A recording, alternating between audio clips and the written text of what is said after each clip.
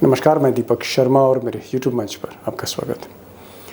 दोस्तों, मोदी और शाह आजकल अपनी रैलियों में एक बात बड़ी जोर देकर कह रहे हैं कि एनडीए इस बार 400 पार, यानी इस बार मोदी जी 400 से ज़्यादा सीटें लेकर आ रहे हैं। अब दोस्तों, ज़मीनी सच्चाई यह है कि मोदी और शाह दोनों ही आजकल एक एक सीट के लिए संघर्ष कर रहे हैं, एड़ी चोटी का जोर लगा रहे हैं एक एक सीट के लिए। बात 400 पार की है। अब मसलन अगर आप देखें कि अभी तक 4 राउंड वोटिंग के 4 राउंड पूरे हो चुके हैं, तकरीबन 379 सीट्स पर, 379 सीटों पर। और अगर हम प्रतिशत देखें तो आप कह सकते हैं कि 70% सीटों पर चुनाव लॉक हो चुका है इस देश का। और ये अगर पिछली बार से हम तुलना करें 2019 से, तो पिछली बार इन्हीं 380 सीटों पर मोदी जी तकरीबन 208, 209, आप कह सकते हैं 209, 210 सीटें उन्होंने जीती थी। बीजेपी की मैं बात कर रहा हूँ। लेकिन इस बार जो आकलन है, और बीजेपी का जो आकलन है, मेरा आकलन नहीं, बीजेपी का असेसमेंट है अपना इंटरनल, कि बीजेपी आज की तारीख में कहीं ना कहीं 200 के आसपास है। और अगर आप इंडिपेंडेंट सेफोलॉजिस्ट से बात करें तो 200 की जगह 190, 180 सीटें अभी तक मिली हैं। हालांकि मंच से ये कहा जा रहा है कि बीजेपी तीसरे राउंड में ही 190 सीटें ला चुकी थी, यानी बहुमत के करीब मोदी जी पहुंच चुके हैं। लेकिन हकीकत यह है, चौथे चरण तक बीजेपी 200 टच नहीं कर पाई है, और ये इंडिपेंडेंट सेफोलॉजिस्ट का कहना है। और दोस्तों, चुनाव की गणित या मोदी जी की गणित, वो तीसरी बार शपथ लेंगे प्रधानमंत्री की या नहीं लेंगे, तीसरी बार बीजेपी की लगातार सरकार आएगी नहीं आएगी, इसका पूरा दारोमदार आखिरी 3 फेस में जो मैंने बताए, 5वां, 6ठा और 7वां फेस 1 जून को जो खत्म हो रहा है। अगर ये जो 3 फेस बचे हैं जिसमें 164 सीटें हैं, 164 सीटें हैं, अगर इन 164 सीटों में मोदी जी कम से कम अगर 85 सीट नहीं लाते, 85 से 90 सीट नहीं लाते, तो फिर सरकार नहीं बन रही है। मोदी जी शपथ नहीं ले सकते। अगर 164 सीटों में अगर मोदी जी 90 को टच नहीं करते, उसके नीचे जाते हैं, 85, 80 अगर इस पर आते हैं, या 80 से नीचे खिसकते हैं, 60-70 पर अगर आ जाते हैं, अगर 164 में सिर्फ 70 सीटें जीतते हैं, या 70 से कम 60-55, तो बहुत जिम्मेदारी के साथ कह रहा हूँ कि फिर मोदी जी की सरकार नहीं बन रही है। मोदी जी फिर तीसरी बार शपथ नहीं ले पाएंगे। इसीलिए जो आखिरी 3 फेस हैं, जो लास्ट 3 फेस हैं, ये करो या मरो की स्थिति है गुजरात लॉबी की। डू और डाई बैटल है मोदी और शाह के लिए, एक एक सीट पर। अब दोस्तों, अगर ज़मीनी हकीकत देखें कि आज की तारीख में मोदी और शाह कहाँ खड़े हैं, कितने राज्यों में चुनाव बचा है, कितनी सीटों पर बीजेपी को लड़ना है, कितनी सीट बीजेपी जीत सकती। मैं एनडीए की बात नहीं कर रहा हूँ, मैं सिर्फ बीजेपी की बात कर रहा हूँ कि मोदी जी अपने दम पर, बीजेपी अपने दम पर कितनी सीटें अब ला सकती। अगर आप अपर नॉर्थ देखें, देश का अपर नॉर्थ हिस्सा देखें, तो पंजाब है जहाँ 13 सीटें हैं। मैं पंजाब की आज बात नहीं करूंगा क्योंकि बीजेपी बहुत वीक है, इसलिए पंजाब को मैं डिस्कस करने नहीं जा रहा हूं। मैं हरियाणा को डिस्कस करूंगा जहां पिछली बार 10 में से 10 सीटें मोदी जी ने जीती थी। मैं हिमाचल आज डिस्कस करूंगा, 4 में 4 सीटें जीती, चंडीगढ़ में 1 में 1, और दिल्ली बड़ा क्रूशल है, जब से आप कह सकते हैं केजरीवाल बाहर आए हैं जेल के। दिल्ली में 7 सीटें, कुल मिलाकर देखें पंजाब अगर आप निकाल दें 22 में 22 सीटें पिछली बार मोदी जी जीत गए थे। यानी अपर नॉर्थ एरिया में जो स्ट्राइक रेट है मोदी जी का 100%, जी हाँ 100% पिछली बार था। और इस बार क्या होगा ये मैं आगे आपको बताऊंगा। उत्तर प्रदेश में 41 सीटें बची हैं 5वें, 6ठे और 7वें फेज में। बीजेपी को अगर हम देखें, अलाइज निकाल दें, तो 38 सीटें हैं। पिछली बार 38 में से 31 सीटें ले गए थे। बिहार में इस वक्त जो बीजेपी के खाते में सीटें हैं 11 हैं, सिर्फ 11 सीटें बिहार में बची हैं। 11 में 11, 100% स्ट्राइक रेट था। झारखंड में 10 सीटें हैं, तकरीबन 8 सीटें बीजेपी ने जीती थी। बंगाल में 24 सीटें हैं जो बीजेपी को लड़नी, 24 की 24। पिछली बार 8 सीटें जीती थी। और अगर महाराष्ट्र देखें तो वैसे तो महाराष्ट्र में 13 सीटें हैं, लेकिन बीजेपी ने पिछली बार जो 6 सीटें लड़ी थी उसमें 6 में 6 जीती थी। वहाँ भी 100% स्ट्राइक रेट, यानी बिहार में 100% स्ट्राइक रेट आखिरी 3 फेजेस में, महाराष्ट्र में 100% मोदी का स्ट्राइक रेट 2019 में, हरियाणा में, हिमाचल में, चंडीगढ़ में, दिल्ली में 100% स्ट्राइक रेट। जितनी सीटें लड़ी उतनी जीती। लेकिन क्या इस बार ऐसी स्थिति है मोदी जी की कि जितनी लड़े उतनी जीत गए? क्या ऐसी स्थिति है? या दाल पतली है, हवा टाइट है, और इसीलिए एक एक सीट के लिए, चाहे वो यूपी हो, बंगाल हो, बिहार हो, एक एक सीट के लिए एड़ी चोटी का जोर मोदी जी और मोदी जी के चाणक्य आजकल लगा रहे हैं। अब दोस्तों, यूं तो 164 सीटें बची हैं, लेकिन मैं आज के इस वीडियो में उड़ीसा डिस्कस नहीं कर रहा हूं। जी हाँ, 21 सीटें वहां पर हैं। मैं पंजाब डिस्कस नहीं कर रहा हूं, क्योंकि पंजाब में बीजेपी बहुत वीक है। 13 सीटें, उस पर कभी फिर से वीडियो बनाऊंगा। मैं 110 सीटें जो बीजेपी लड़ रही है, खासकर नॉर्थ में और महाराष्ट्र में, उसको डिस्कस करने जा रहा हूं, जहां पर पिछली बार 86 सीटें जीती थी। लेकिन हकीकत यह है कि बंगाल, बिहार, महाराष्ट्र और इवन उत्तर प्रदेश, यहाँ पर मोदी जी की हालत दिन ब दिन खराब होती चली जा रही है। और आप कह सकते हैं कि अगर आखिरी राउंड में महाराष्ट्र, बिहार, उत्तर प्रदेश और बंगाल में अगर गजब नहीं ढाया, अगर कोई चमत्कार नहीं हुआ, कुछ खेला नहीं हुआ, कोई स्ट्राइक नहीं की मोदी जी ने इन आखिरी 15-20 दिनों में, तो कुर्सी गई दोस्तों। और आज यही इस वीडियो में मैं समझाने जा रहा हूँ कि 110 सीटों में मोदी जी को कितनी सीटें आ रही हैं। अब दोस्तों, आज 4 खास मेहमान हैं हमारे साथ। मुंबई से सुधीर सूर्यवंशी जुड़े हैं, जो मुंबई का आपको हाल बताएंगे कि मुंबई का असली बादशाह आज की तारीख में कौन है, डॉन कौन है असली चुनाव का। ठाकरे हैं, शरद पवार हैं, मोदी जी हैं, वो आपको बताएंगे। और क्या होने जा रहा है मुंबई में, महाराष्ट्र में। बंगाल से आपको सीधे कलकत्ता से जुड़ रहे हैं प्रसून आचार्य, वो आपको कुछ चौंकाने वाली बातें बताने आपके जा रहे हैं। हमारे साथ प्रोफेसर रविकांत होंगे, उत्तर प्रदेश का हाल बताएंगे। और जहाँ तक डेटा जर्नलिस्ट अभिषेक कुमार हैं, वो बिहार का हाल बताएंगे। और कुछ बातें पंजाब और हम दिल्ली में भी करेंगे। बॉटम लाइन ये है, असली सवाल यही है कि क्या आखिरी 3 फेज़ में मोदी जी 80 सीट लाने जा रहे हैं? और अगर मोदी जी 50 सीट लाने जा रहे हैं, तो फिर मोदी जी की जो फाइनल टैली होगी 4 जून को, अगर 50 सीट लाए तो फिर वो 250 के आसपास है। जी हाँ, 250 पर फिर गिनती अटक जाएगी, रथ रुक जाएगा 250 पे। तो क्या 250 के ऊपर मोदी जी जा रहे हैं या नीचे जा रहे हैं? नीचे गए तो भैंस पानी में गई, और अगर 250 के ऊपर गए तो गद्दी मोदी जी को फिर मिल जाएगी। बहुत इंपॉर्टेंट वीडियो है, गौर से देखिएगा, पिक्चर क्लियर होगी। आखिरी 3 राउंड, कयामत के 3 राउंड। चलते हैं सीधे इन 4 मेहमानों के पास। मेरा पहला सवाल जो है वो प्रोफेसर रविकांत जी से। रविकांत जी, पिछली बार उत्तर प्रदेश में आखिरी 3 चरण में बीजेपी ने 38 सीटें लड़ी थी, 31 सीटें जीती थी। लेकिन पूर्वांचल में जो जौनपुर, गाजीपुर, आजमगढ़, लालगंज, ये जो बेल्ट है, इसमें शिकस्त मिली थी। इस बार क्या दाल और पतली है? इन 38 सीटों में आपको क्या खेल दिख रहा है? रायबरेली से लेकर गाजीपुर। दीपक जी, इस बार पुरवाई नहीं चल रही है, पछाड़ चल रही है। क्या पुरवाई? बीजेपी की पुरवाई नहीं है इस बार। अच्छा। पछाड़ जिसको बोलते हैं ना, कि विपरीत हवा चल रही है, पछुआ चल रही है। ओहो। तो इसमें जो स्थिति है, अब ये जो चरण था चौथा वाला, इसमें तो फिर भी गनीमत थी। जैसे ही पूर्वांचल में आप दाखिल होते हैं, वो इंडिया एयरलाइंस का गढ़ है आज की तारीख में। वहां से आप निकलेंगे तो पूर्वांचल से होते हुए थोड़ा सा ईस्ट बेल्ट में आएंगे आप, अवध की बेल्ट में, जहां थोड़ी सी राहत मिल सकती है। आप ये कहें कि यहाँ थोड़ी ठंडा हवा का झोंका मिल सकता है बीजेपी को।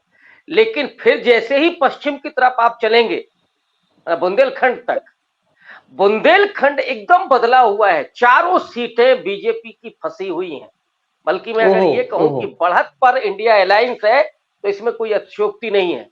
और इसलिए 100% तो छोड़ दीजिए, अगर बीजेपी 50% भी सीटें जीत जाए, तो बहुत बड़ा सम्मान वापस होगा बीजेपी का। अरे डॉक्टर साहब, आप क्या कह रहे हैं कि राजनाथ सिंह लखनऊ और बनारस से मोदी, नरेंद्र मोदी, ये जो रक्षा मंत्री और प्रधानमंत्री, इनकी जो 2 सीटें हैं, क्या इसके अलावा सारी सीटों पर डावाडोल स्थिति है?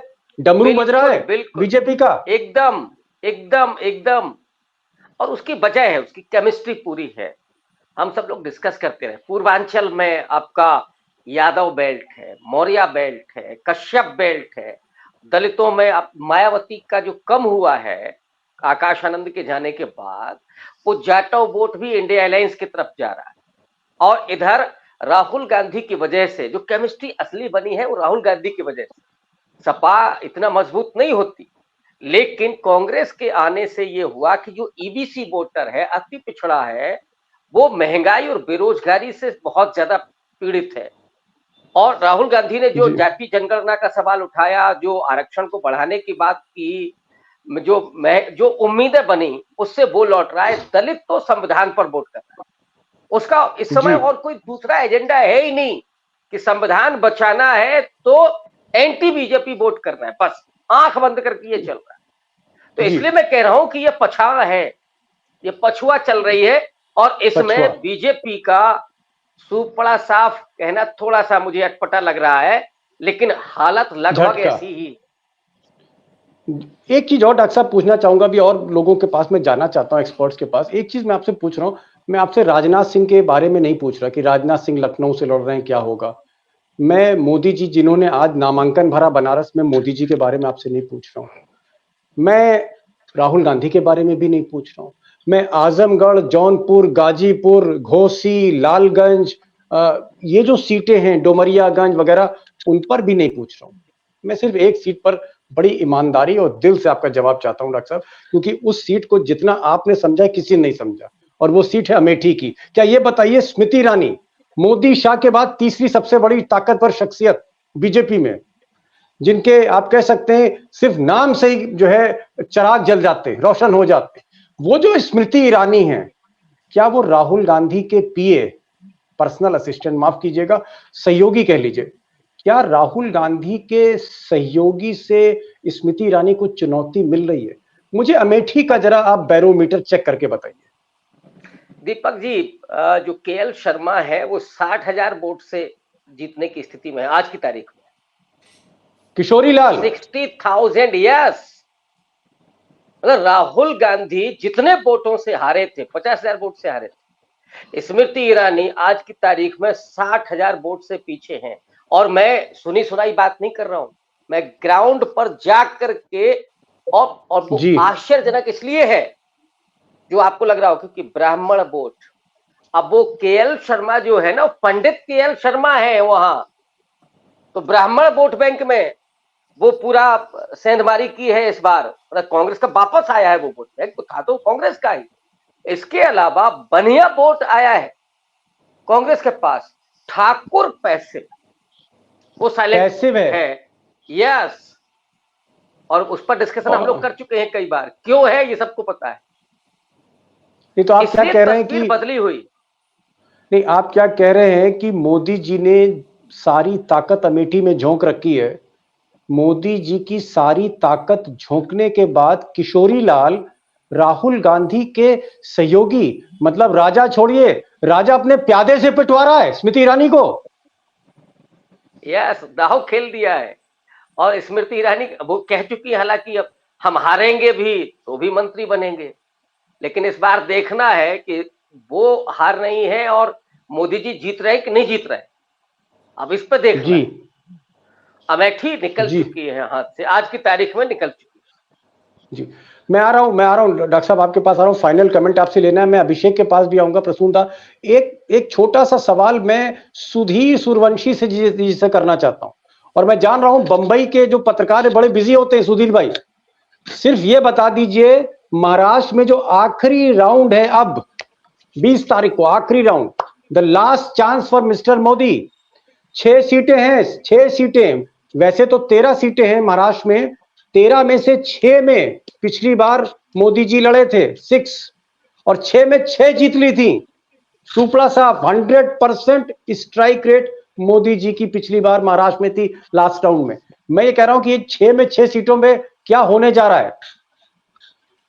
दीपक जी, लास्ट टाइम मोदी जी और भारतीय जनता पार्टी ने जो 6 सीटें जीती थी उसमें उद्धव ठाकरे का कंट्रीब्यूशन था, हम वो डिनाई नहीं कर सकते। उद्धव ठाकरे का जो 15-20% जो वोट शेयर था वो उनमें था, इसलिए 6 की 6 सीटें जीती थी। आज उद्धव ठाकरे उनके साथ नहीं है, इसकी वजह से मुझे लगता है कि सिर्फ मुंबई नॉर्थ जो सीट है वहां पे पीयूष गोयल लड़ रहे, वहां पे उत्तर भारतीय और गुजराती 50% है और 50% मराठी है। वो सीट पे मुझे सिर्फ ये लग रहा है बीजेपी को। बाकी पांचों की पांचों सीट, डिंडरी हो, तुम्हारा भिवंडी हो, तुम्हारा धुलिया हो, और बाकी मुंबई के 3 सीटें, ये तीनों के पांचों के 5 सीटें फंसी हुई है, तो उसमें कुछ भी सरप्राइजिंग रिजल्ट आ सकता है। तो ये कोई दबरा है कि मेरे ख्याल से उसमें मेरा कोई संदेह नहीं है। दूसरी बात, ये जो बेल्ट है अभी जो आने वाला जो लास्ट 20 तारीख का बेल्ट है, उसमें उद्धव ठाकरे का बेल्ट माना जाता है कि उद्धव ही अभी जो जो बैट्समैन रहेगा वो उद्धव ठाकरे ही रहेगा, क्योंकि ये मुंबई की 6 सीटें है और एमएमआर रीजन की कुछ जैसे पालघर वगैरह, भिवंडी वगैरह, कल्याण की ये सीटें।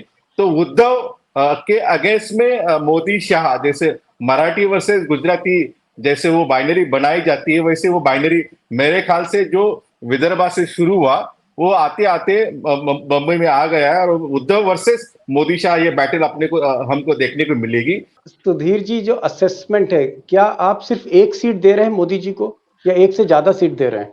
क्या ग्राउंड रिपोर्ट क्या है? जो 5 सीटें उसमें कुछ भी खेला हो सकता है कि ऐसे कोई कॉन्फिडेंस नहीं कर सकता कि पांचों के पांचों सीट महाविकास आघाड़ी और बीजेपी आएगी, उसमें कोई बता नहीं सकता।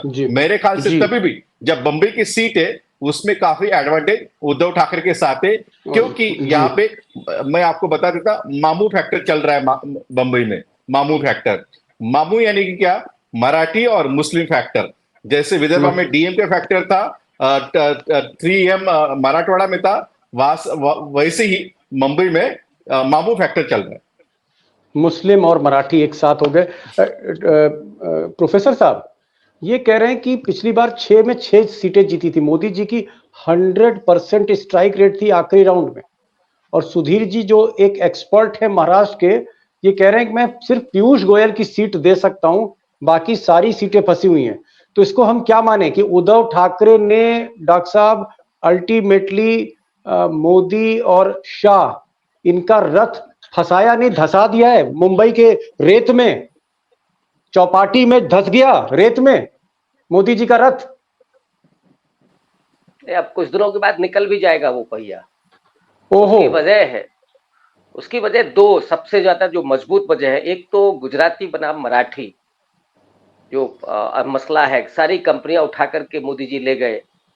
और दूसरा, जो उन्होंने शिवसेना और शरद पवार की पार्टी को तोड़ा, तो महाराजा शिवाजी और अफजल खान को लेकर के जो इतिहास है महाराष्ट्र में, गद्दारों को वहां माफ नहीं किया जाता। ये 2 इतने बड़े, जिसकी तरफ सुधीर जी ने इशारा किया, ये 2 बड़े फैक्टर है जिससे मराठी मानुष एकदम से बीजेपी के खिलाफ खड़ा हुआ है। और उसी के बारे में सुधीर जी कह रहे हैं कि इसको कोई नहीं बर्दाश्त करेगा। चलिए, और इसीलिए गद्दार बनाम हुआ दिख रहा है, गद्दार बनाम गद्दी चल रहा है मामला। और डॉक्टर साहब भी कह रहे हैं, सुधीर जी भी कह रहे हैं कि कहीं ना कहीं पूरा का पूरा रथ फंस गया है मुंबई जाके आखिरी फेज में। अभिषेक ये बताइए कि ये जो 11 सीटें और प्लस झारखंड की 8 सीटें हैं, मैं झारखंड में तो इतना डिटेल में नहीं जाना चाहता, लेकिन बिहार में ये 11 सीटें थी, पिछली बार 11 की 11 जीती थी मोदी जी ने। ये जो अब फेज में चुनाव हो रहा है, बाकी फेजेस में ये जो आखिरी राउंड चल रहा है, तो क्या आपको लग रहा है 11 में 11 फिर ले जा रहे हैं बिहार में मोदी जी? देखिए दीपक जी, 11 में 11 पिछली बार जो जीती थी वो माहौल अलग था, परिस्थितियां अलग थी, वो जीत गई थी। आज की परिस्थितियों में आप सोचकर हैरत में पड़ जाएंगे कि जो 5 किलो राशन वाला गरीब परिवार है, उस परिवार के अंदर भी 2/3 से ज्यादा वोट भारतीय जनता पार्टी के खिलाफ जा रहे हैं, क्योंकि उस परिवार के अंदर भी 5 किलो राशन अब मुद्दा नहीं रहा। नरेंद्र मोदी फैक्टर कमजोर पड़ गया। ये 2014 में लहर थी, 2019 में फैक्टर कमजोर पड़ा था, लेकिन उसे ढकने का काम बालाकोट के सर्जिकल स्ट्राइक ने किया था, पुलवामा ने किया था। अब कुछ नहीं है, अब चुनाव अगड़ा बनाम पिछड़ा जा चुका है। और नीतीश कुमार की जो परिस्थितियां हैं, जिस प्रकार से उनकी भाव भंगिमा आपने देखी नरेंद्र मोदी के साथ रोड शो के दरमियान, उससे पूरा संदेश नीचे तक चला गया है कि नीतीश कुमार भी संभवतः नहीं चाहते कि भारतीय जनता पार्टी जीत कर जाए। उनके वोटर्स के बीच भी ये मैसेज चला गया है कि अगर नीतीश कुमार की सरकार को बचाना है तो तेजस्वी यादव से खतरा नहीं है, खतरा भारतीय जी। जनता पार्टी से है। और इसी एक नजर जरा, आसमान भी लग रहे हैं। नहीं तो आपको क्या लग रहा है 11 में कितनी सीटें आ रही हैं, जरा बता देंगे? 11 में मैं सिर्फ नंबर जानना चाह रहा हूँ, सीटों का नाम नहीं। 11 में कितनी सीटें आप दे रहे हैं? देखिए 2 से 3 सीटें तो मिल सकती है और 2-3 सीटें बहुत टफ कंटेस्ट में है। तो एक्सट्रीम केस पर मैक्सिमम लिमिट आप 6 सीटों की मान सकते हैं, लेकिन वो भी कब? जब भारतीय जनता पार्टी की अनुकूल परिस्थितियां अगले 10 दिनों में निर्मित हो जाएं, 15 दिनों में, तब, अन्यथा नहीं। मतलब 11 में से 4-5 सीट, 3 से 4 सीट मैक्सिमम आप कह सकते हैं कि ओहो ओहो ओहो ओहो, जाति जनगणना के बाद का माहौल है, इसको भी समझ। मतलब 100% से जो स्ट्राइक रेट है काफी नीचे आ गया। एक जरा मुझे अभिषेक, मैं प्रसून आपके पास आ रहा हूं, लेकिन एक इनसे स्टेटमेंट और लेने। मैं बात कर रहा हूं 100% स्ट्राइक रेट जहां थी, हरियाणा बचा है, हरियाणा में 10 सीटें हैं, 10 में 10 जीती थी, हिमाचल में 4 में 4 जीती थी, दिल्ली में पिछली बार 7 में 7 जीती थी, चंडीगढ़ में 1 में 1 जीती थी। 22 सीटों में 22 सीटें जीती मोदी जी ने पिछली बार। इस बार क्या लग रहा है आपको? फटाफट बताइए, हरियाणा में क्या लग रहा है, दिल्ली में क्या लग रहा है? मैं अगर बहुत साफ गोई के साथ बोलूं दीपक जी, तो एकमात्र सीट जिस पर भारतीय जनता पार्टी अपने आप को कंफर्टेबल पा सकती है वो है ईएमआई वाली सीट। ईएमआई वाली सीट मैं इसलिए कह रहा हूं कि हाई राइज में ही बीजेपी जिंदा है अभी इस इलाके में, गुड़गांव है गुड़गांव। बाकी जो भी सीटें 2, 3, 5, 7 सबकी राय अलग हो सकती है, लेकिन वो बहुत टफ कॉन्टेस्ट में है, बहुत। और दिल्ली में क्या है? चलिए, हरियाणा में तो आप सुपड़ा साफ करा रहे हैं मोदी जी का, दिल्ली तो बताइए।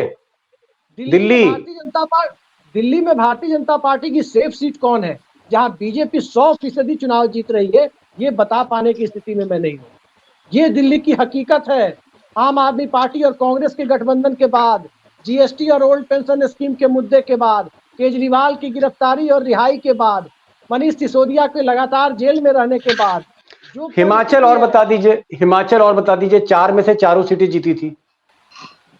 देखिए हिमाचल प्रदेश में अग्निवीर बहुत बड़ा मुद्दा है, ओल्ड पेंशन मुद्दा है, हर घर का आदमी सैनिक है, कोई ना कोई सैनिक वहां जरूर है हर परिवार में। तो अग्निवीर का मुद्दा बहुत भारी पड़ रहा है और कोई बागवान नहीं चाहता है कि उसका एप्पल, उसका सेब जाकर सीधे अडानी 18 रुपए में खरीदे या कोई और कॉर्पोरेट 18। कंगना रनौत जीत रही कि नहीं जीत रही है? मोदी जी की बड़ी खास अभिनेत्री हैं, मोदी जी ने हमेशा कंगना राउत को तरजीह दी, और कंगना राउत ने कहा इस देश को कि भाई देश की आजादी 1947 में नहीं 2014 में आई थी। तो क्या कंगना रनौत जो हैं वो जीत रही हैं, हार रही हैं, उनको आजादी मिल रही है? दीपक जी, कुल्लू मनाली की ठंडक में कंगना रनौत वहां बीजेपी के लिए गर्मजोशी पैदा नहीं कर पा रही है। संयोगवश कुल्लू उन्हीं के संसदीय क्षेत्र में है, मनाली भी वही है। विक्रमादित्य सिंह एकमात्र सीट आप कह सकते हैं कि सबसे ज्यादा मार्जिन से कोई जीतेगा हिमाचल में, तो विक्रमादित्य सिंह की सीट है, कंगना रनौत से मुकाबला है। मंडी सिंह, राजा वीरभद्र के बेटे विक्रमजीत सिंह जो हैं वो कंगना रनौत को भारी मार्जिन से हरा रहे हैं। मनीष तिवारी सारी खबरें आप, मनीष तिवारी चंडीगढ़ में, यानी कुल मिलाकर स्थितियां जो हैं वो हरियाणा और दिल्ली और चंडीगढ़ और हिमाचल प्रदेश से अच्छी नहीं है, ऐसा ये हमारे डेटा जर्नलिस्ट अभिषेक कह रहे हैं। नहीं, मैं जरा बंगाल की खबर, आपने एकदम सिर घुमा दिया है, आपने एकदम सिर चकरा दिया मेरा कि आपने जिस तरह से हरियाणा दिल्ली का आकलन किया हिमाचल का। मुझे लगता है अगर मोदी और शाह साहब देख रहे होंगे चैनल तो पता नहीं उनकी नाराजगी का कहर यहाँ ना टूट जाए। प्रसून दा, हाँ, आखिरी 3 फेज में 24 सीटें हैं, 24 में पिछली बार 8 सीटें बीजेपी ने जीती थी, 8 सीटें। इस बार क्या होने जा रहा, बता दीजिए जरा। इस बार जो पिछले दफा 8 सीट जीते थे उसमें तो 3 सीट इस बार हार रहा है श्योर, और 3 सीट और फंस चुके हैं। उसमें 3 सीट डेफिनेटली हार रहा है, एक 2 आदिवासी क्षेत्रों का, एक झारग्राम और एक पुरुलिया हार रही है, और एक बांकुड़ा भी हार रहा है। 3 सीट उसका हरना एकदम मोटा मोटी तैयार है। और 3 सीट, एक मुतुआ वाला बनगा है, फर्स्ट है, एक बैरकपुर है अर्जुन सिंह का, वो भी फंस चुका है, तीसरा है हुगली का, वो सीट भी फंस चुका है। 3 सीट जो है वो फंस रहा है। एक सीट इस बार गेन कर सकता है। शुभेंदु अधिकारी उस टाइम में तृणमूल का था और कमाल संभाल रहा था मिदनापुर का, तमलुक का। इस बार वो बीजेपी का तरफ से कमाल संभाल रहा है, तो एक सीट उसका गेन हो सकता है।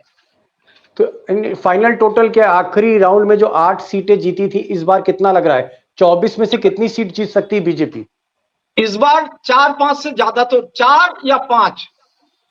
ओहो, 24 में 8 जीती थी आखिरी राउंड में, आप कह रहे हैं 4 या 5। एक एक कमेंट लास्ट में मैं ले रहा हूं, अभिषेक के पास आऊंगा, फिर मैं डॉक्टर साहब के पास आऊंगा, आखिरी कमेंट में सुधीर से लूंगा। एक लाइन में अभिषेक बताइए, अगर बीजेपी 110 में 86 की जगह 50 सीट जीतती, जैसा कि आपकी बातचीत से लग रहा है, तो होने क्या जा रहा है फिर? एक लाइन का जवाब। इसका जवाब मैं 2 लाइन में दूंगा, एक लाइन की आपसे इजाजत लूंगा। और पहला जवाब यह है कि जिन 380 सीटों पर चुनाव हो चुके, 379 पर, उसमें बीजेपी पिछली बार 210 जीती थी। यानी भारतीय जनता पार्टी ने लगभग 55% का स्ट्राइक रेट मेंटेन किया था, 45% तब भी हारी थी, वही नीचे जा रही है।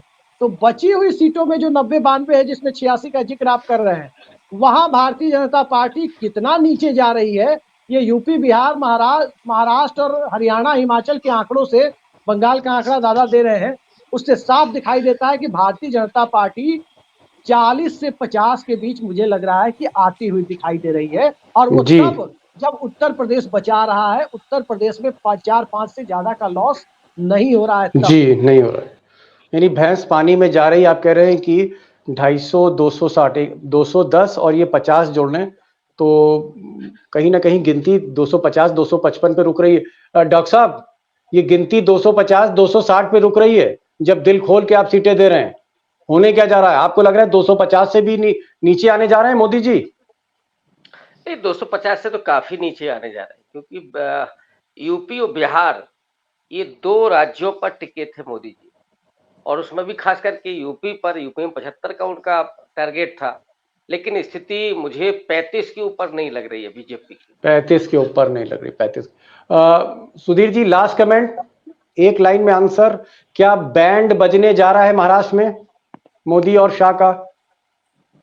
बैंड बजेगा नहीं बजेगा वो 4 तारीख को पता चलेगा, लेकिन सिचुएशन आज काफी मजबूत नहीं है। भारतीय जनता पार्टी मजबूती से चुनाव लड़ रही है, लेकिन उनकी स्थिति इतनी मजबूत नहीं है। मुझे जो दिख रहा है ग्राउंड पे, जो कांग्रेस का जो वोट बैंक था, जो 50 साल उन्होंने रूल किया था, वो वोट बैंक की वजह से, वो था दलित, मुस्लिम और आदिवासी। ये इलेक्शन में वो वापस कांग्रेस की तरफ और अपोजिशन की तरफ आते हुए दिख रहा है। ये सबसे अहम फैक्टर मुझे ये इलेक्शन में दिखा। और दूसरा फैक्टर, जो आरएसएस के साथ जो बहुजन वर्ग के लोग काम करते थे बूथ लेवल पे वगैरह सभी, इस बार ऐसे सुनने में आ रहा है कि सिर्फ सवर्ण लोग ही बूथ पे है और बाकी जो बहुजन लोग थे वो बिल्कुल नहीं है। और मुंबई में जो मराठी वर्सेस गुजराती है, उसका बिल्कुल भारतीय जनता पार्टी को बहुत बड़ा झटका और फटका बैठ सकता है। ये बताइए, 4 जून को मुंबई का किंग कौन होगा? मोदी होंगे, शाह होंगे, शिंदे होंगे, अजीत पवार होंगे, शरद पवार होंगे, उद्धव ठाकरे? 4 जून को मुंबई का किंग कौन होने जा रहा है? देखो दीपक जी, मैंने भी जर्नलिज्म काफी साल से हाँ जी, आप भी दिल्ली में है, आपने बॉम्बे में है, कलकत्ता में है, बाकी लोग तो उनको पता है कि बॉम्बे किस नाम से जाना जाता है। एक ही नाम है, ठाकरे। तो ठाकरे का दबदबा आज भी है, कल भी है, मुंबई और मेरे तो इसलिए मुझे लगता है कि वही काफी है महाराष्ट्र में। आप जब मुंबई का मतलब ठाकरे, ये कह रहे हैं किंग विंग की बात छोड़िए, सुधीर जी कह रहे हैं ये सवाल मेरा बेकार है, कह रहे किंग विंग छोड़िए, मुंबई का मतलब ठाकरे है, और आज भी ठाकरे। दादा, खेला होबे इस बार?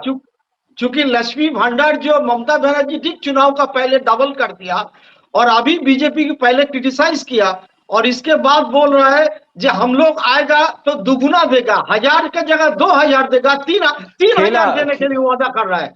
खेला होबे मतलब? हाँ, वो तो होना ही जा रहा है। चलिए, दादा कह रहे हैं बंगाल में खेला होबे और सुधीर सूर्यवंशी कह रहे हैं कि मुंबई का मतलब ठाकरे, ठाकरे अभी भी बरकरार हैं।